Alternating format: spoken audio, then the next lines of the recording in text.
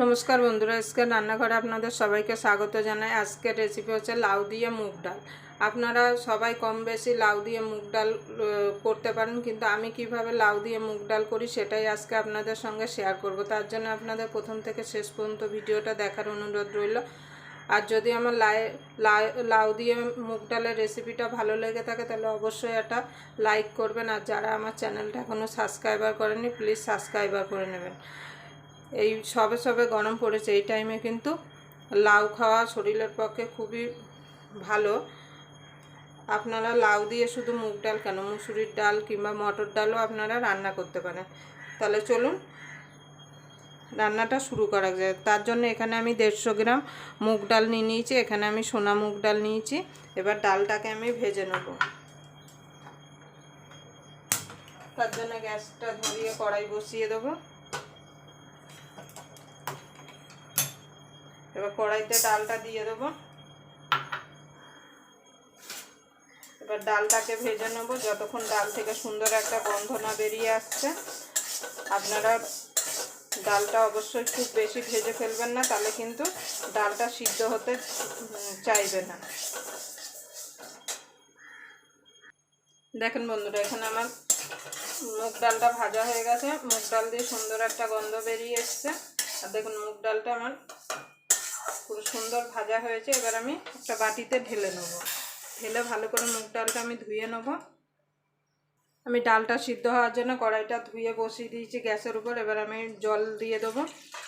এবার জলটা গরম হলে আমি ডালটা এর মধ্যে দিয়ে দেবো ধুয়ে। দেখুন বন্ধুরা, আমি ডালটা এবার ভালো করে ধুয়ে নেব জল দিয়ে।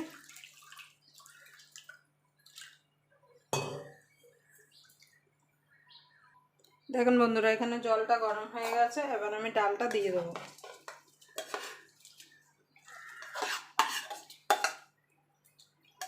এবার ডালটা হাফ সিদ্ধ হলে লাউটা আমি দিয়ে দেবো।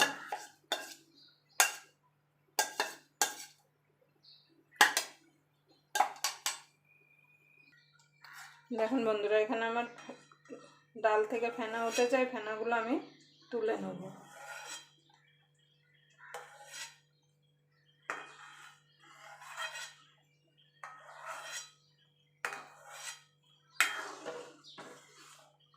ডালটা আর একটু সিদ্ধ হলে লাউগুলো দিয়ে দেবো।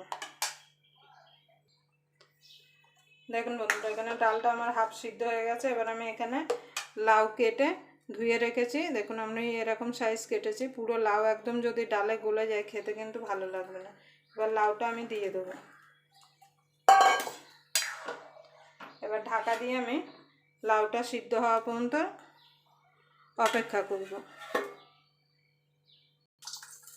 দেখুন বন্ধুরা, আমার ডালটা আর লাউটা সিদ্ধ হয়ে গেছে। এবার আমি নুন আর হলুদটা দিয়ে দেবো।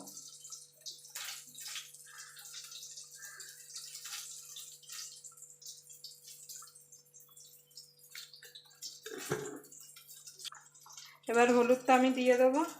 অল্পই হলুদ দেবো, কারণ বেশি হলুদ করলে কিন্তু ডালে হলুদের গন্ধ হয়ে যাবে।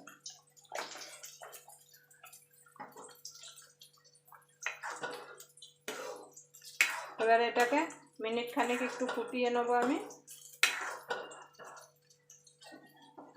আর এর মধ্যে আমি একটু জল অ্যাড করে দেবো। এটা আমার গরম জল। আপনারা যখন ডালে জল অ্যাড করবেন অবশ্যই গরম জল দেবেন, না হলে কিন্তু ডালটা খেতে গেলে একটু পানসা পানসা মনে হবে ঠান্ডা জল দিলে। এবার ফুটে উঠলে আমি নামিয়ে সম্বাদ দিয়ে নেব। দেখেন বন্ধুরা, ডালটা সিদ্ধ হয়ে গেছে। এবার আমি নামিয়ে দেবো। এবার নামিয়ে আমি ডালটাকে সম্বাদ দিয়ে নেব। দেখেন বন্ধুরা, আমার কড়াইটা ধুয়ে আমি কড়াইটা বসিয়ে দিয়েছি। কড়াইটা গরম হয়ে গেছে। এবার আমি ডাল সম্বাদ দেওয়ার জন্য তেল দিয়ে দেবো কড়াইতে। এবার তেলটা গরম হওয়া পর্যন্ত অপেক্ষা করব। দেখেন বন্ধুরা, তেলটা গরম হয়ে গেছে। এবার দিয়ে দেবো 2টো তেজপাতা, 4টে শুকনো লঙ্কা আর হাফ চামচ মতো গোটা জিরা।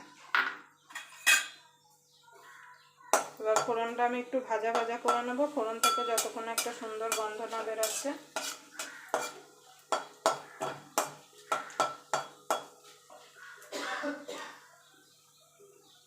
দেখুন বন্ধুরা, আমার ফোড়নটা হয়ে গেছে। এবার আমি ডালটা ঢেলে দেবো।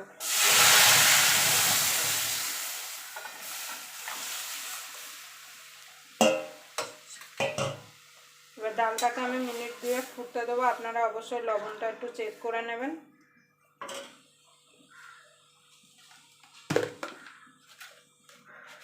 সামান্য একটুখানি চিনি দিয়ে দেবো।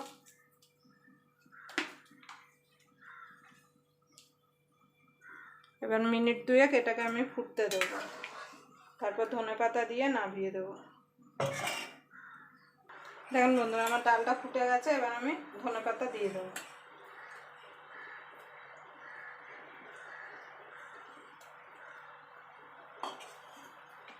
ধনেপাতাটা দিয়ে আর একটু ফুটিয়ে তারপর আমি নামিয়ে দেবো।